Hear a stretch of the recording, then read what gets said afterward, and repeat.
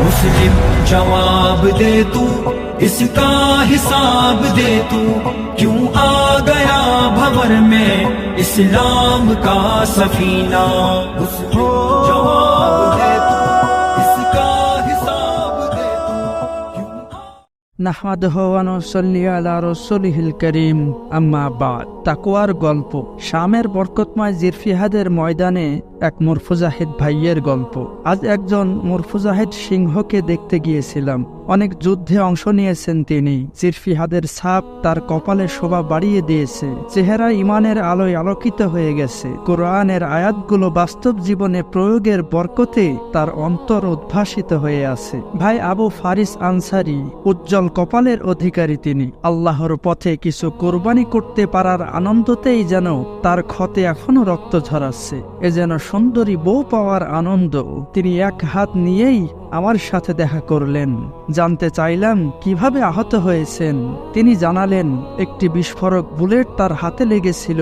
ভেতরে ঢুকে সেটি বিস্ফোরিত হয়েছে। তার সাথে কথা বলার সময় প্রশান্তি ও তৃপ্তি অনুভব করছিলাম। মনে হচ্ছিল এমন একজন মহান ব্যক্তির সাথে বসে আছি যার ব্যাপারে আল্লাহ ছাড়া কেউ কিছুই জানে না। তার কাহিনী শুনতে অধৈর্য হয়ে পড়লাম।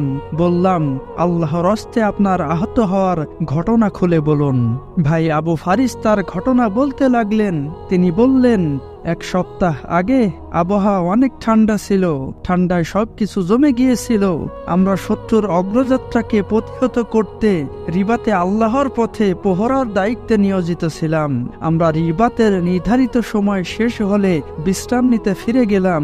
বিশ্রামের পয়েন্টে পৌঁছা মাত্রই জরুরি ভিত্তিতে বের হওয়ার নির্দেশ এলো, কারণ শত্রু আরো এগিয়ে এসেছিল। গুলির বেল্টটা কাঁধে ঝুলিয়ে নিয়ে আবার অস্ত্র তুলে নিলাম।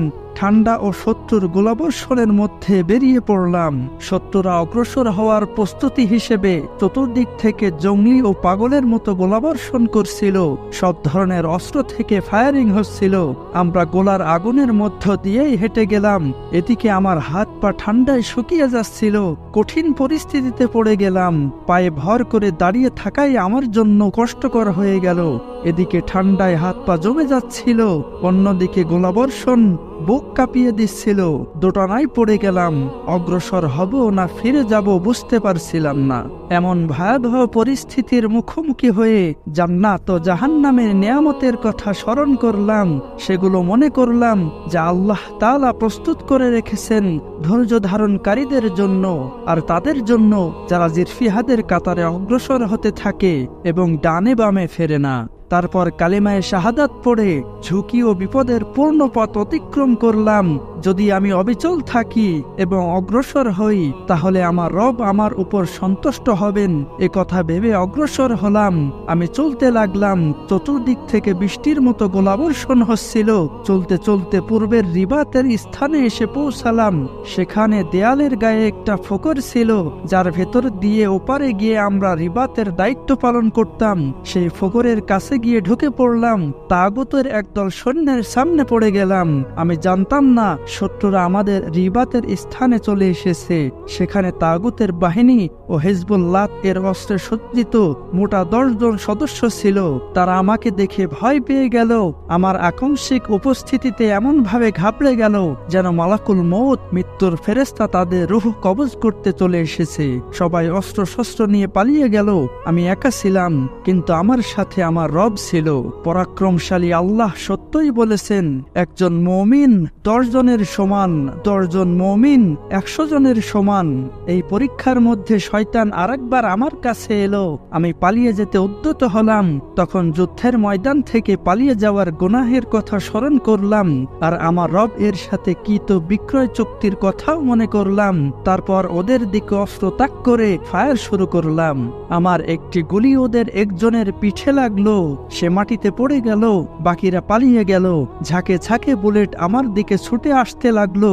একটি বিস্ফোরক বুলেট আমার হাতে আঘাত করলো। আমি মাটিতে পড়ে গেলাম। রক্তক্ষরণ শুরু হলো। আমি মাটিতে পড়েছিলাম আর রক্ত বয়ে যাচ্ছিল। এর মধ্যে আমার পাশে একটা বোমা পড়তে দেখলাম। মনে মনে বললাম, এটা জান্নাতে যাওয়ারই বোমা। বোমাটি না ফেটে গড়িয়ে গেল, একটু দূরে গিয়ে বিস্ফোরিত হলো। আমার কিছুই হলো না। আমার নিজের দেহটা বয়ে নিয়ে মেডিকেল পয়েন্টে পৌঁছালাম। আলহামদুলিল্লাহ, ভাইয়েরা আমাকে চিকিৎসা দিলেন। তারপর তারা অগ্রসর হয়ে শত্রুর অনেক ক্ষতি সাধন করলেন। শত্রুপক্ষের নিহতদের সংখ্যা ছিল 20-এরও কাছাকাছি। এমনকি মুজাহিদদের শত্রু বাহিনীর লাশ মারিয়ে চলতে হচ্ছিল।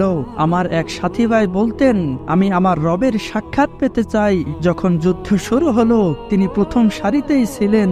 অত্যন্ত সাহসের সাথে লড়াই করছিলেন। শত্রু বাহিনীর অনেক ক্ষতি সাধন করলেন। হঠাৎ একটি বুলেট তার পেটে লাগলো। তিনি রক্তাক্ত হয়ে মাটিতে লুটিয়ে পড়লেন। হঠাৎ যেন তার মনে পড়ল, তার ভাইয়েরা শত্রুর মোকাবেলা করছেন আর বোনেরা ধর্ষিত হচ্ছেন। তিনি উঠে দাঁড়িয়ে আবার ফায়ারিং শুরু করলেন। এদিকে তার পেট থেকে গলগল করে রক্ত ঝরছিল, কিন্তু তিনি ছিলেন অবিচল। নির্বোধরা তার দিকে আরপিজি রকেট ছুড়ল। তার হাত উড়ে গেল, পেট ফেটে গেল। পবিত্র রক্ত মাটির উপর বয়ে যেতে লাগলো। তার রূহ উপরে উঠে গেল আল্লাহর কাছে, এই উম্মাহর যৌবনের গৌরব ফিরিয়ে আনতে। অশ্রু ঝরার মতো ঘটনা হলো, ভাইয়েরা তার হাতটি অন্য স্থানে পেয়েছিলেন। হাতটি দেহ থেকে বিচ্ছিন্ন ছিল, অথচ তার তর্জনী শাহাদাত আঙ্গুলটি একত্ববাদের সাক্ষ্যের চিহ্ন উঁচু করে রেখেছিল। ওহে ইতিহাস, এগুলো লিখে রাখো। কাহিনী শেষে একটা ওসিয়ত করতে চাই। হে ভাইয়েরা, তুমি দেখতে পাচ্ছ তোমার উম্মাহকে নিধন করা হচ্ছে। উম্মাহ অধঃপতনের ইতিহাস রচনা করছে, অথচ তোমার কোনো পরিবর্তন নেই। আল্লাহর কসম, বড় অপমানের কথা। তুমি বৈধ ভোগ বিলাসে ডুবে আছো, কখনো হারাম বিলাসিতায় ডুবে যাচ্ছ। তোমার অন্তর যেন পাথরের তৈরি হয়ে গেছে।